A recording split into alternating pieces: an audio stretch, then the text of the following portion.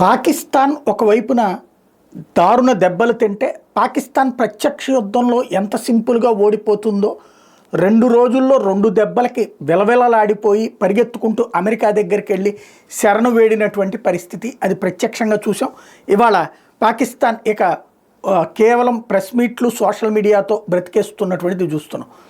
అదే సందర్భంలో వాళ్ళు ప్రత్యక్షంగా గెలవలేరు కాబట్టి పరోక్షంగా చేసేదే ఉగ్రవాద దాడులు, ఉగ్రవాదులతో యాక్టివిటీ. అందులో భాగంగా కాశ్మీర్లో ఉన్నటువంటి రాజౌరి ప్రాంతంలో అనేక చోట్ల వాళ్ళు మందు పాత్రలు పెట్టారు, పేలుడు పదార్థాలు పెట్టారు. అంటే యుద్ధం ముదిరితే భారత సైన్యం అటు వస్తుంది, అక్కడ ప్రాణాలు కోల్పోవాలని వాళ్ళు ఎత్తుగడలు వేశారు. ఈ విషయాన్ని సైన్యం గ్రహించింది. ఇప్పుడు అవన్నిటిని డిటెక్ట్ చేసింది, వాటన్నిటి ఎక్కడికక్కడ పేల్చి పడేసింది. మళ్ళీ తీసి వాటిది డిఫ్యూజ్ చేయడం దండగ, దాంతో ప్రమాదకరం కూడా. కాబట్టి ఎక్కడెక్కడైతే పెట్టబడ్డాయో అవన్నిటిని పేల్చేయడం ద్వారా వాళ్ళ పన్నాగాన్ని మేము కనిపెట్టాం అన్నటువంటి సంకేతాన్ని సందేశాన్ని ఇచ్చింది. ఇక్కడ ఇందులో టాక్టిక్స్ కూడా ఉందన్నమాట.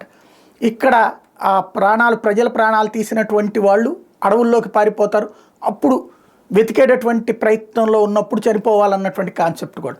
నిన్న 3 తీవ్రవాదుల్ని లేపవతల పడేశాం. ఇప్పుడు తాజాగా వాళ్ళకి దగ్గర నుంచి దొరికిన సమాచారంతో ఈ మందు పాత్రలు లేదా మందు సామాగ్రి ఎక్కడైతే పెట్టారో వాటిని పేల్చేయడం అన్నది ఇవాళ సాధ్యమైంది.